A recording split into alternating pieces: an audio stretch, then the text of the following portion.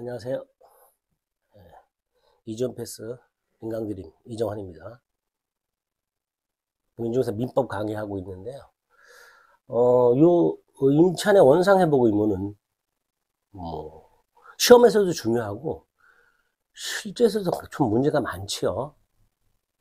얼마 전에도 기사가 나왔던데 뭐 가수가 제대로 원상회복을 안 해서 집주인이 인터넷에 글을 올렸더라고요. 인테리어 했던 거 원상복구 안 하고 나와가지고 그 원상복구하는데 비용이 너무 많이 들었다 뭐 이러면서 기사가 난 적이 있었는데, 이렇게 주로 이제 주택 임대차 또는 상가 건물 임대차에서 임대차가 끝이 났을 때 임차인의 원상 회복 의무가 문제가 당연히 되죠. 임대인의 과도한 원상 회복을 요구하거나 반면에 임차인이 아예 원상 회복을 하지 않거나 뭐 이런 경우 분쟁이 굉장히 많은데, 거기에 대해서 좀 기본적인 거, 어떤 뭐 100% 정답은 아니지만 특히 우리 대법원의 기본적인 그 태도를 쭉 살펴보고 내용이 어떤 게 있는지 좀 보겠습니다. 여러분들이 요 정도 알고 있으면 이제 누군가하고 얘기할 때 조금 아는 척 할 수 있죠. 물론 제가 설명드리는 게 100% 옳다는 정답은 아닙니다. 뒤에 이제 보면 제가 결론을 또 마무리 지어놨는데 가벼운 마음으로 좀 들어주시면 돼요. 그리고 이제 공인중개사 공부하시는 분들은 여기에서 문제가 나오는 경우도 있습니다. 자, 주택 임대차 또는 상가 건물 임대차에서 임대차가 종료되었을 때 원상회복 의무가 문제가 된다. 근데 이제 대원칙이 있어요. 임대차 계약이 종료가 되면 임차인은 특별한 사정이 없는 한 목적물을 원상에 복구해서 반환해야 됩니다. 주택 임대차 보호법이나 상가 건물 임대차 보호법에는 규정이 없고요. 민법에 규정이 있습니다. 근데 이 민법에 615조라고 되어 있죠. 여기 이제 사용차 대차라고 해서 사용대차. 무상으로 물건을 빌려 쓰는 계약 관계를 사용대차라고 합니다. 무상. 사용료 안 주고 물건 빌려 쓰는 관계를 사용대차라고 하는데, 그 사용대차에서 물건을 빌린 사람이 차주예요.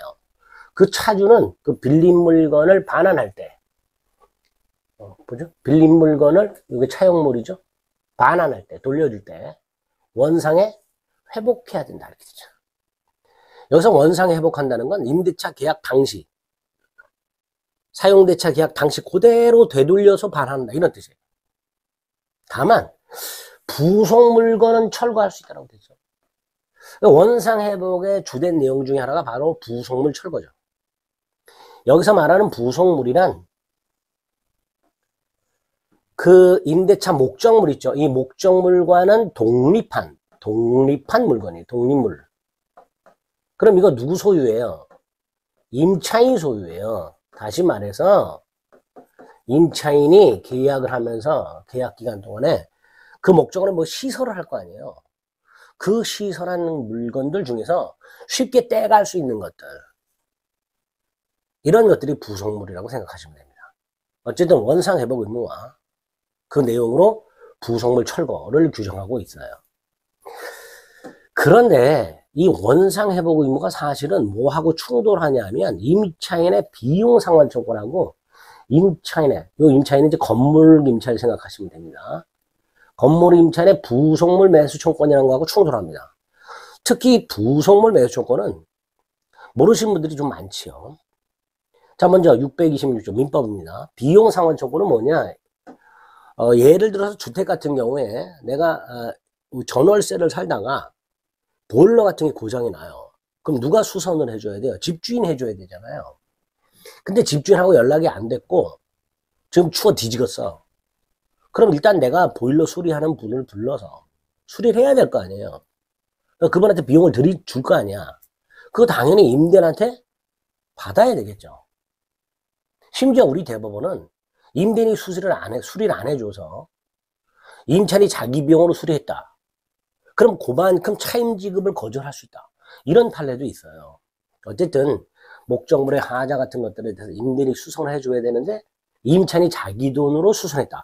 그거 청구하는 게 필요비예요.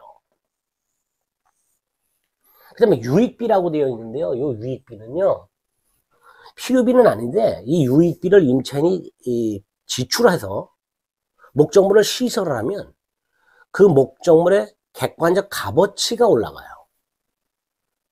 예를 들어서 건물을 통으로 빌린 사람이 6층짜리 건물인데 엘리베이터가 없네? 그래서 임차인이 엘리베이터를 시설을 딱 해버렸어요. 그러면 엘리베이터가 없는 6층짜리 건물과 최신식 엘리베이터가 설치되어 있는 건물, 어떤 게 값어치가 더 나아가요? 당연히 최신식 엘리베이터가 설치된 건물의 가격이 더 올라가겠죠. 이런 걸 유익비라고 생각하시면 돼요. 이렇게 임차인이 목적물에 지출한 필요비 유익비 상환을 청구할 수 있는, 당연히 이거하고 원상회복하고 충돌하죠. 임차인의 비용을 들여서 시설한 것, 그 비용을 청구할 수 있는데 뜯어가라? 충돌하잖아요. 또 하나, 부속물 매수 청구라고 해서 건물 임차인이 부속한 물건에 대해서 임대인에게 사라 청구할 수 있습니다. 근데 이건 거절을 못해요. 임대인이 무조건 사야 돼요. 좀 강력한 권리이긴 한데 제한이 되어 있죠. 그 부속물을 임대인 동의 얻어 시설해야 돼요. 또 그 부속물 자체를 임대인으로부터 돈 주고 사야 돼요. 그 다음에 이 부속물은 독립한 물건이라 그랬죠. 아까 엘리베이터 같은 것들은 건물의 일부가 돼버리잖아요. 이런 건 비용으로 가는 거고요. 예를 들어서 임차인이, 상가 건물 임차인 같은 경우 현관 출입문에 사람이 이렇게 여닫는 거를 자동 출입문으로 바꿔버렸어요. 자, 이게 자동 출입문. 건물의 일부일까요? 나중에 떼내고 원래 현관문으로 원상 복구해야 될까요? 원상 복구해야 되겠죠. 자동문은 쉽게 분리가 가능하니까. 이런 게 부속물이에요. 독립물이고 떼어가야 되는 건데, 만약에 그 자동문을 설치할 때 임대인 동의 얻어서 설치했거나 아니면 그 자동문 자체를 임대인으로부터 매수했거나, 그러면 임차인은 나중에 이걸 철거하지 않고 원상회복하지 않고 임대인한테 사라 이렇게 청구할 수 있어요. 근데 이게 강력한 것이기는 해도 특히 임대인으로부터 매수한다? 드문 일이죠. 나가 임대인이 동의를 한다? 이것도 드문 일이에요. 그래서 이 946조는 실례로는 좀 보기가 힘듭니다. 힘든데 어쨌든 원상회복 의무와 두 가지가 충돌한단 말이에요. 비용 달라 사라 이렇게 할 수 있는 건데 그거를 철거하는 건 원상회복이니까 결국 충돌하는 문제가 생길 수 있게 된다. 자, 그러면 예를 들어서 상가물 임차인이 시설한, 좀 전에 말씀드린 자동유리 출입문, 임차인이 철거해야 할 원상회복의 대상일까요? 아니면 임대인에게 비용 상환 청구할 수 있을까요? 아니면 부속물 매수 청구할 수 있을까요? 일단 대원칙이 뭐예요? 원상회복이죠.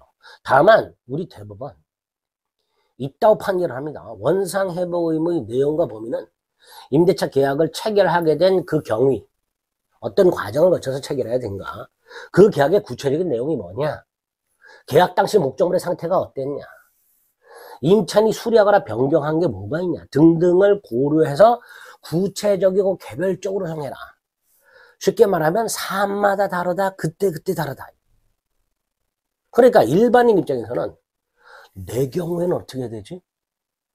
속 터지죠. 일반 입장에서는 속 터지죠. 확실하지 않으니까.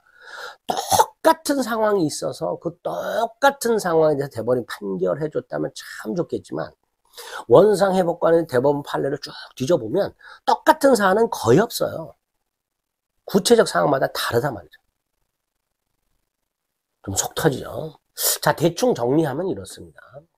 일단 원상회복 의무가 기본이고요. 이때 어디까지 원상회복해야 되는가의 문제입니다.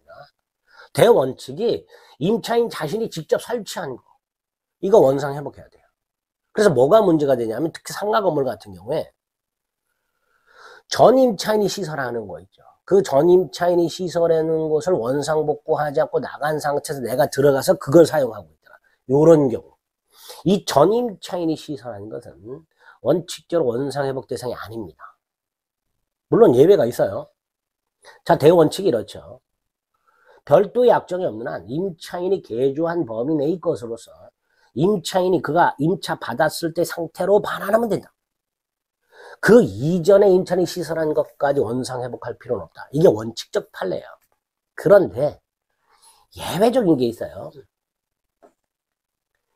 병회사 건물을 갑회사가 임차여 커피 전문점을 운영하고 있었다.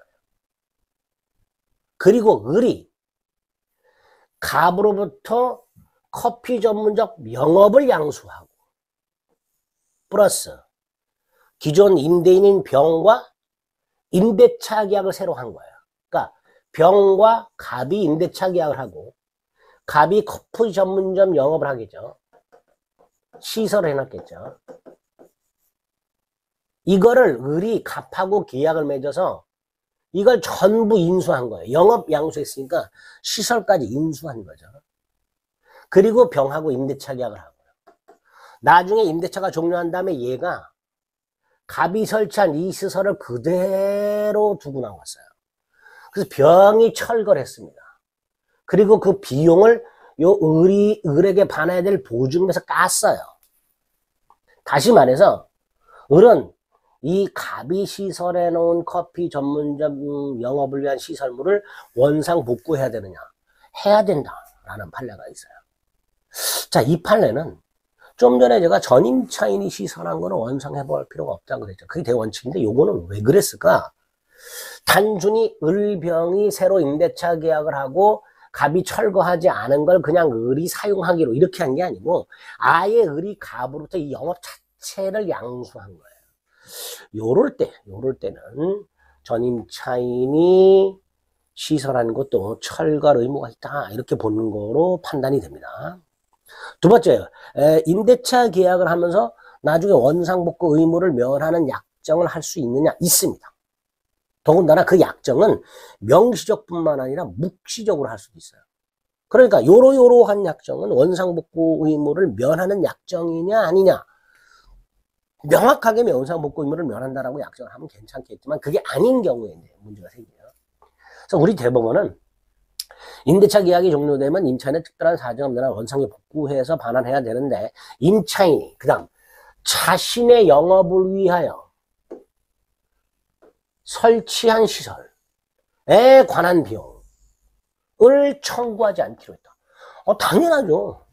임차인이 자신이 영업을 위해서 설치한 시설에 관한 비용 뜯어가야 되는 거잖아요. 이거는. 예컨대 은식적 영업을 위해서 닥터를 시설했다. 사진관 영업을 위해서 암실을 설치했다. 이런 것들은 임차인 자신 영업을 위해서 설치한 시설물이에요. 이건 뜯어가는 거예요. 그 비용을 당연히 임대인에게 청구하지 못해요. 그렇잖아요. 상식적으로 생각을 해보세요. 임차인 자신의 영업을 위해서 설치한 시설비 임대인에게 청구할 수 있어요? 없어요? 없잖아요. 근데 아예 청구하지 않는다고 약정을 했어요. 그거하고 원상복구 의무 면하는 거하고는 상관이 없죠. 그죠? 그러니까 그렇게 자신 영업을 위해 설치한 시설 비용을 청구하지 않기로 했다 해서 원상복구 의무를 면할 합의로 볼 수는 없죠. 밑에 것도 마찬가지예요. 문구가 거의 정형화되어 있어요. 임차인 자신의 영업을 위하여 설치한 시설에 관한 비용을 청구하지 않기로. 이거 당연히 청구를 못해요. 계약서에 아예 인쇄가 되어 있어. 표준계약서 같은 경우. 부정문자잖아요. 그죠? 어쨌든 그렇게 합의했다 해서 원상회복 의무에 관한 조항이 무의미하다고 할 수는 없다. 즉 원상회복 의무를 면하는 합의로 볼 수는 없다. 이렇게 되겠죠. 그쵸? 그런데 그런데 임대차 계약에서 임대차 계약이 종료된 때 임차인은 자기 비용으로 임차한 목적을 원상에 복구하고 명도한다. 그거 정해져 있었는데 계약 내용을 구체적으로 봤더니 임대차 목적물의 관리, 유지, 보존 비용, 필요비죠. 그죠? 각종 세금 등 일체 유지비를 임차인이 부담하기로 약정했다. 이 경우엔 좀 다르다. 이렇게 약정을 했다면 임차인은 그 각종 비용들, 아까 임차인 영업을 위해 설치한 시설 비용 말고요. 목적물, 통상적으로 소요되는 각종 비용들, 이거를 임차인이 부담하기로 했다면 임차인은 그 비용을 포기하는 대신 모두 면제받는 거다.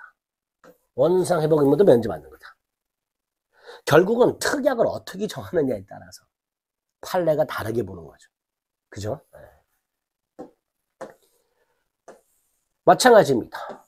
임대차 계약서의 임차인은 임대인의 승인하에 개축 또는 변주할 수 있으나 계약 대상물을 명도 시에는 임차인이 일체 비용을 부담하여 원상복구해야 한다. 라는 내용이 인쇄되어 있기는 하나 계약 체결 당시 특약을 했어요. 뭐라고? 부수 및 시설은 임차인. 포인트죠. 임차인 영업을 위한 시설비가 아니고요. 보수. 그죠? 그리고 임차인이 설치한 모든 시설물, 임차인 영업을 위한 게 아니라 모든 시설물에 대한 시설비를 요구하지 않는다. 역시 위에 거하고 똑같이 모든 비용 상환을 청구하지 않겠다라는 약정이면서 엔드. 원상복구 의무도 부담하지 않겠다라는 약정으로 보게 되는 겁니다. 이런 판례도 있죠. 건물 임차인이 자신의 비용을 들여서 증축한 부분. 건물 임차인이 증축을 해요. 근데 그 증축한 부분을 임대인 소유로 귀속시키기로 약정을 해버려요. 원래는 이 증축한 부분을 원상복구해야 돼요. 근데 이 증축한 부분을 임대인 소유로 귀속시키기로 약정했다면 증축한 부분에 대한 원상복구 의무를 면하면서 각종 비용을 포기한 걸로 봅니다. 그러니까 지금 한 3가지 판례를 보게 되면 임차인이 모든 비용을 부담한다라고 약정을 했다면 2가지 비용 포기 특약 앤드 원상복구 의무 면제 특약 이렇게 보고 있다라고 생각하시면 돼요. 특약을 어디까지 하느냐 어떤 내용을 하느냐에 따라서 이렇게 보고 있다라는 거. 어디까지 원상회복해야 되나? 통상적으로 사용하면서 당연히 발생하는 손상이 나오면 원상회복이 아니죠. 우리 렌터카 빌리면서 타이어 마모한 거 원상회복해야 돼요? 아니잖아요. 다만 제주도에서 렌터카를 빌린 놈이 레이싱을 했어. 그래서 타이어가 훨씬 많이 마모됐어. 이런 것들은 원상회복에 들어갈 수도 있게 될 겁니다. 통상적인 사용 마모 원상회복이 아니죠. 그리고 2번이 최근에 시험에도 나온 건데요. 임차인이 영업을 하고 있었어요. 영업신고를 했었어. 나가. 새로운 사람이 와서 영업을 허가를 받아야 될 거 아니에요. 그럼 기존 영업 허가는 폐업신고해야 될 거 아니에요. 그래서 임대인 또는 그 성락을 받은 재산자, 새로운 임차인이겠죠. 그 건물에서 영업 허가를 받아야 되니까 기존 임차인은 그 영업신고를 폐업신고해야 될 거 아니에요. 이 폐업신고 절차 이행 의무까지도 원상회복 의무의 내용이 된다. 이렇게까지 보고 있습니다. 4번 임차인의 비용 상환 조건이나 부속물 매수 조건 관계. 임차인이 목적물에 시설한 물건이 목적물의 일부가 되어버리면 비용 상환으로 갈 수 있고요. 독립한 별개의 물건이라면 부속물 매수의 문제입니다. 일단 이게 기본이고요. 2번째, 비용 상환이든 부속물 매수든 그 물건은 임대차 목적물의 일부가 된 물건이든 독립한 물건이든 객관적 용도에 제공되는 물건에 대해 객관적 용도에 제공된다는 건 다른 사람도 그 용도에 따라 사용 수익이 가능한 거에 돼요. 따라서 임차인 영업을 위한 시설물, 임차인 특수 목적을 위한 시설물, 이거는 비용 상환 청구의 대상도 아니고 부속물 매수 청구의 대상이 아니고 원상 회복의 대상이 됩니다. 간판 이런 거 전형적이죠. 음식점 영업을 위한 주방시설 같은 거 전형적으로 임차인 영업을 위한 시설물, 특수 목적을 위한 시설물이니까 당연히 이건 원상 회복의 대상이 되는 겁니다. 그게 아니어야 돼요. 그 다음에 비용은 그렇진 않지만 비용 상환은 부속물 매수해서 부속물은요 2가지만 된다고 그랬죠. 임대인 동의 얻어서 부속시켰거나 그 부속물 자체를 아예 임대인부터 산 경우 딱 요것만 매수 청구할 때 드물겠죠. 그러니까 원상 회복이 기본이 돼 비용 상환 청구할 수 있는 경우는 그걸로 가고 부속물 매수 청구할 수 있는 그걸로 가고 따라서 이 2가지는 원상 회복 안 해도 되고 이런 식으로 생각을 하시면 되겠습니다. 물론 구체적으로 이게 원상 회복 대상인지 비용 상환 청구 대상인지 부속물 매수 청구 대상인지는 그때 달라요. 다시 한번 일반적인 사례를 한번 예를 들어서 예입니다. 결론이 정확한 건 아니에요. 100%. 제 뇌피셜이고 제가 지금까지 공부했던 내용 가지고 정리를 해본 거예요. 주택 임차인이 현관 번호키하고 가스보일러를 교체했어요. 원상 회복일까요? 아닐까요? 원칙은 원상 회복이죠. 자, 그런데 1번 번호키는 독립물이죠. 전동 이 공구로 드르륵 해서 뜯어갈 수 있죠. 뜯어가고 코가 들어오는 거 원상복구 해야 되겠죠. 객관적 용도로 사용되나요? 그렇죠. 다른 사람도 사용이 가능하죠. 그러니까 일단 독립물이 객관적 용도니까 사용이 가능하니까 부속물이죠. 그래서 이 번호키를 임대인 동의 얻어 설치했거나 임대인으로부터 매수했다면 원상회복하지 않고 임대인에게 사라 매수 청구할 수 있겠죠. 드물겠지만 가스보일러는 어때요? 주택의 구성 부분으로 봐야 되겠죠. 독립물로 보긴 좀 어렵고요. 만약에 고장나서 교체했다. 임차인이 필요비 상환 청구 쪽으로 갈 수 있겠죠. 그런데 멀쩡한 기름 보일러를 효율이 좀 더 좋은 가스 보일러로 컨덴싱으로 교체했어요. 건물의 일부면서 객관적 가치를 증가시킨 비용으로 볼 수 있다. 객관적 가치를 증가시킨 비용, 유익비 상환 청구 가능하겠죠. 아까 전동, 자동문, 건물의 엘리베이터 설치 같은 것들, 이런 것들은 목적물의 객관적 가치를 증가시켰기 때문에 유익비 상환 청구 가능하겠죠. 두 번째, 상가 건물 임차인이 간판, 음식 영업을 위한 주방시설, 자동 출입문, 천정, 매립형 에어컨 등을 설치한 경우, 간판이나 음식 영업을 위한 주방시설은 임차인 영업을 위해서 특수 목적으로 위한 거니까 철거해야 되고 원상회복 가능, 원상회복 대상이죠. 자동 출입물, 뭘로 봐야 돼요? 독립물로 보고 임대인 동의 얻어 설치했거나 임대인으로부터 매수했을 때 부속물 매수 청구로 가겠죠. 반면에 천정 매립형 에어컨은 건물의 일부로 봐야 되겠죠. 다른 사람도 용도에 따라 사용 가능하니까 객관적 용도로 사용 가능하겠죠. 또 스탠드형 에어컨이 설치되어 있는 것과 천정 매립형 에어컨이 설치된 것, 어떤 것이 값어치라든가 차임이 더 셀까요? 천정 매립형 에어컨이 설치된 것이 더 세겠죠. 즉 목적물의 객관적 가치를 증가시켰다고 보고 유익비 상환 청구로 갈 수 있겠죠. 이런 식으로 처리할 수 있다. 100% 이것도 달라요.